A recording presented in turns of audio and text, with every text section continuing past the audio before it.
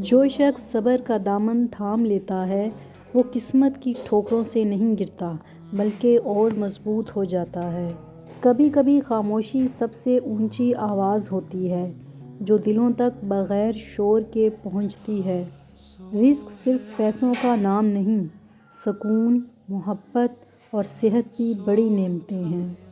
جو لوگ آپ کو تکلیف دینے سے ڈرتے ہیں اکثر وہ خود اندر سے ٹوٹے ہوئے ہوتے ہیں۔ عزت مانگنے سے نہیں ملتی بلکہ کردار سے کمائی جاتی ہے۔ دل صاف ہو تو دشمن بھی راستہ بدل لیتے ہیں۔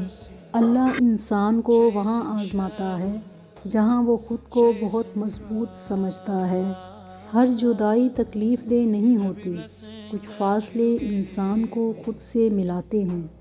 بعض اوقات تاخیر انکار نہیں ہوتی بلکہ بہترین وقت کا انتظار ہوتی ہے۔ جو نصیب میں نہیں ہوتا وہی اکثر دل میں آ جاتا ہے اور انسان سوچتا ہے کہ اللہ یہ خیال دل سے کیوں نہیں نکالتا۔